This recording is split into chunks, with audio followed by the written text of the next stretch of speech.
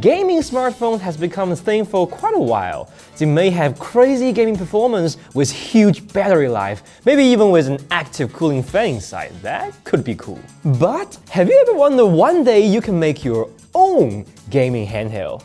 We can make use of an old smartphone, a controller, a cooling fan, some battery and wires, and do some proper tuning and tweaking on both hardware and software. It can not only perform better than some new flagship smartphones, but also cost way less than you expected. And today, you're gonna see exactly that. Let me introduce you what I call the Mi 90 Pro.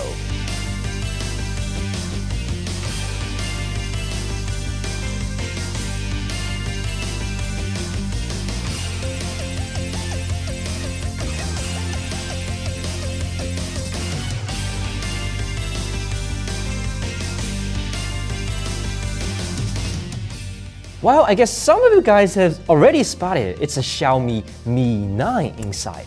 Yeah, we crank up this Mi 9 pretty hard to make this project happen. But why we choose Mi 9?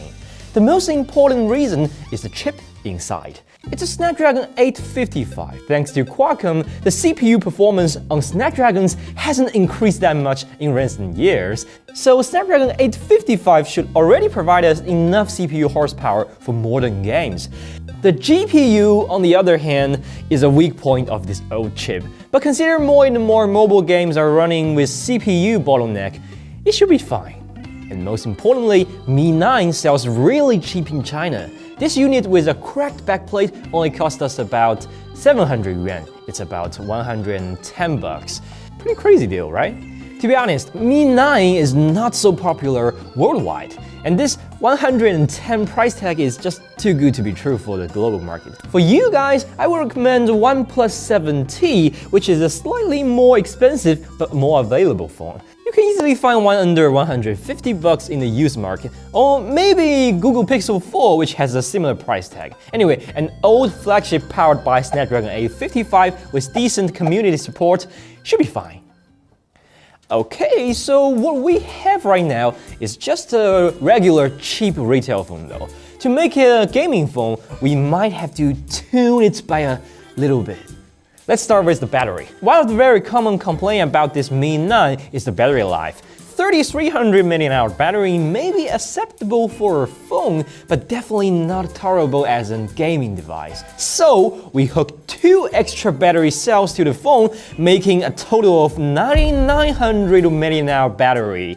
To put it in comparison, that's more battery life than iPad Pro. As you can see, all 3 battery cells are connected in parallel, sharing one protection board. By the way, you will have to discharge all the battery cells to the same level before hooking them up. And also, we will have to modify the software to tell the system the size of the new battery, so Android will manage the battery like it has never been modified. Voila! As we can see in the battery info, our mega battery is good to go. Next, what are we gonna do? The chip. You don't expect me to swap the chip to make an upgrade, right? Well, it's not really an option on smartphone. However, what we can do is overclocking. The factory firmware from Xiaomi has tuned this Snapdragon 855 way too slow. Even though the Prime-Core A76 is clocked at 2.8 GHz by default, it will never reach that peak performance in real-world gaming. In fact, it's not even reaching 2 GHz in our Genshin Impact benchmark. That is not acceptable for gaming. So what are we gonna do? We're gonna boost the CPU clock speed by tuning our CPU governor. That could be done by kernel management software after rooting your phone. You can find a bunch of them on Play Store. The one we choose is SmartPack. This fancy little app allowed us to select the maximum and minimum frequency for all 3 types of chords, and right here we can change the behavior of the CPU governor. For example, here we are choosing performance mode, which will keep your clock speed as high as possible at all times. And that's for our CPU. For the GPU, we can also try to overclock the hell out of it. This Adreno 640 GPU in our Snapdragon is clocked at 585 MHz by default. And there is a free and open source overclocking tool called Konabes. With this app installed, we can change the voltage and frequency table of our GPU. And upon our testing and trying, we found our GPU can be overclocked to as high as 840 MHz. That's a 40% uplift. 40% of free GPU power with just some taps on your finger. Wow, this little piece of silicon can do much more than I think. And what else can we overclock? The screen! Yeah, you heard me right. The screen on our Mi 9 is also overclockable. You can overclock this 60Hz panel to a higher refresh rate. This is a community-made custom kernel. What you have to do is download this kernel, rename it with a higher refresh rate, and then flash the kernel in your recovery. Our particular device can run stably at 81 Hz, but the color accuracy is pretty bad if you do so, so we choose a sweet point at 75 Hz. And now I can certainly feel a bit smoother when scrolling through. Just in case you want to try yourself, we put a GitHub link for the software on the description below. Alright, so free performance, free refresh rate, they all come with a cost: heat. You see, Xiaomi limits the hardware for a reason. After our lunatic tuning, the phone is burning like hell right now. When the temperature reaches the limit, the phone will lock itself until cooled down. You don't want that happen when you're about to get a chicken dinner, right? So we definitely have to redesign our custom thermal solution. Take a look inside the phone, we can find the SoC on the back of the motherboard, which means the Snapdragon 855 has been sandwiched by the motherboard in the mid-frame. That is not a configuration where heat can easily come out. However, since the heat source is contacting with the aluminum midframe, we can apply some thermal compound, moving the heat to the midframe and bring airflow through it. And let's do it! First, we remove the camera module to expose more midframe to the airflow. Camera? Does it even run games? We can definitely ditch that for better thermal and less weight.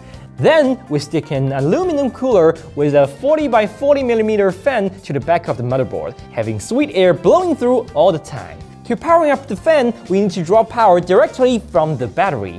Well, battery on the phone usually rated as 3.7 volts and will be a bit higher when fully charged.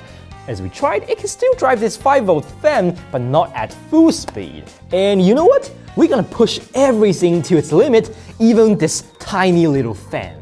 So this is a pre-made DC to DC converter board, which can take 3.7 volts and output 5 volts.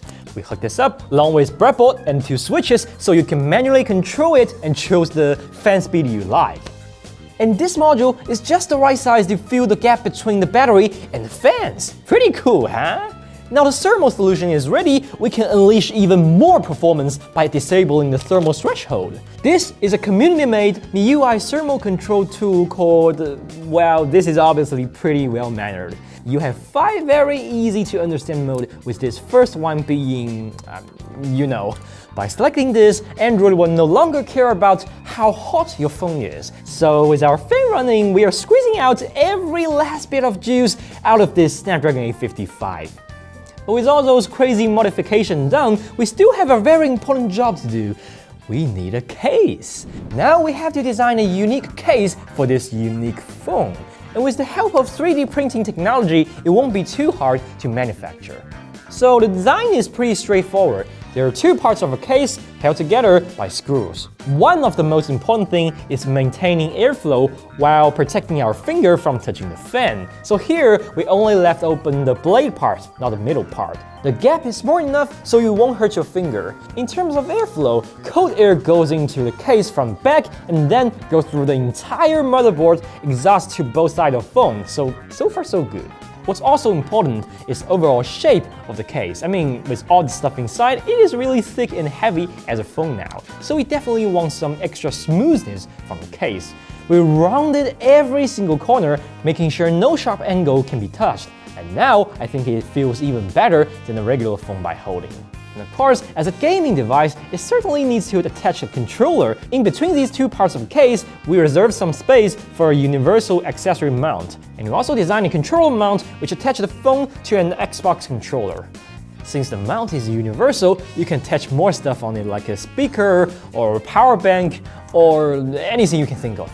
So that is our design, and it's time to print that out. We first tried our FDM printer, and that is just not so great. In first couple trial, we got some failed example like this one due to temperature difference between day and night. Even when the printing process goes smooth, the final result is still pretty rough. You can literally see and feel every single layer right here. It's just not feeling like a premium device, right? So we gave up on FDM and purchased 3D printing service online. They will manufacture our design by SLA technology, where they're using precise set of laser to solidify resin.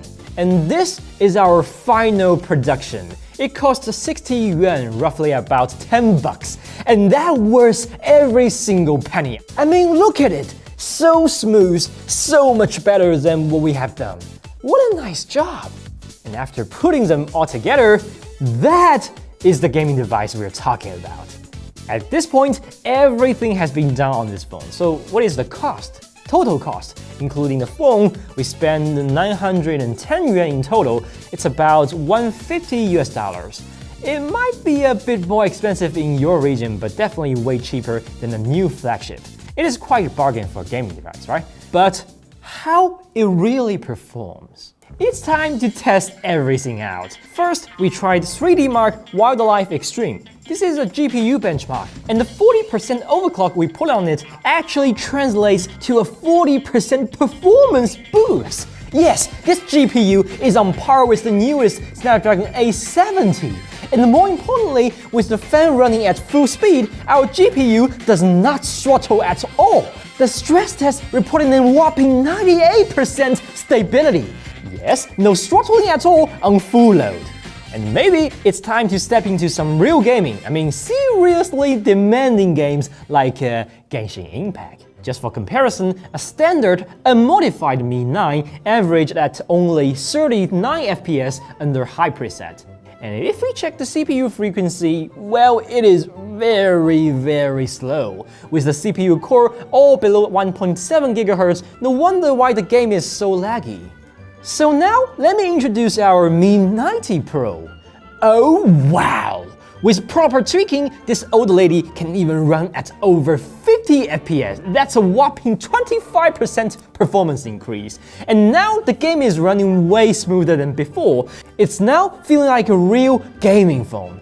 In fact, it's even faster than some nowadays flagships like Mi 12 Pro. Look at that! Our Snapdragon 855 is even faster than the latest Snapdragon 8. How ironic is that? And what's more interesting is the power efficiency. This 855 consuming about 6.5 watts at 50 FPS, where Snapdragon 8 Gen 1 consuming 6.8 watts, delivering the same performance.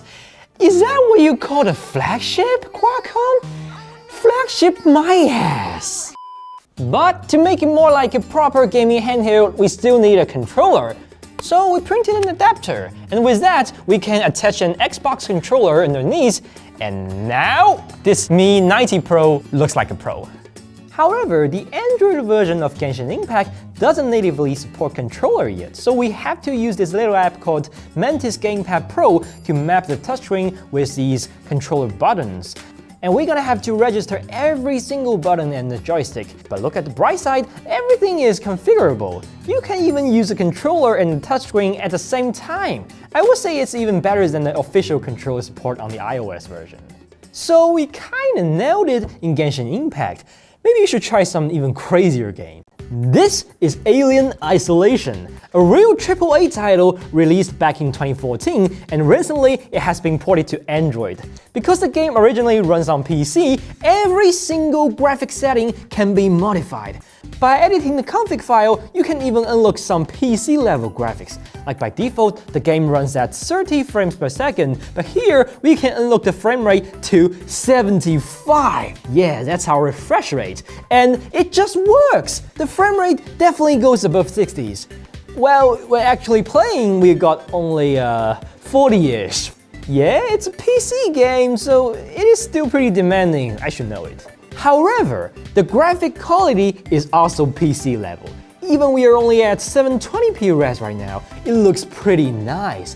But we just can't get enough. Remember when I said we can modify the config file? Yes, we are doing exactly that.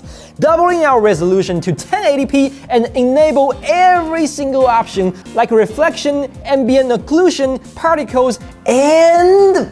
well, you wouldn't believe it. Here we have only 15 FPS.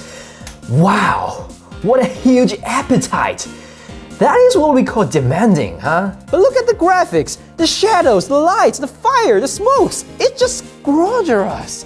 I think we just squeezed the last bit of juice out of this Mi 90 Pro now. Other than Android ports, we can also try some emulators like EtherSX2. This is a PS2 emulator for Android. It should be quite demanding for regular phones, but not our Mi 90 Pro. We tried Gran Turismo 4, and the phone runs at 60 FPS under 1080p scaling with no problem. Easy peasy. And also, my personal favorite, Hitman Blood Money. Back in the day, the game is famous for its freedom and playability. Yes, you can eliminate your enemy, put on his clothes, and put his body into a fridge. Classic. When running on our Mi 90 Pro, this game is apparently more demanding than Gran Turismo. We can only get 30-ish FPS at around 900p resolution. But there were more power-hungry titles on PS2. Let me introduce God of War 2. This game was released in 2007 when PS3 is already out for a year. And at the end of the lifespan of PS2, this game really utilized every single bit of performance of the console. On this Mi 90 Pro, we can only run smoothly at 480p, which is the original resolution. But still, play such a classic title on a smartphone, that is really exciting. Alright, that's all for today's video. We built our own gaming handheld with overclocking, custom battery, and custom cooling. It runs as fast as a modern flagship where it only costs a quarter of the price. And this whole process of building this thing is just a hell lot of fun. And if you like our video, be sure to hit the like button and subscribe to our channel. We will have more interesting projects like this. So thanks for watching. See you next time. Bye bye.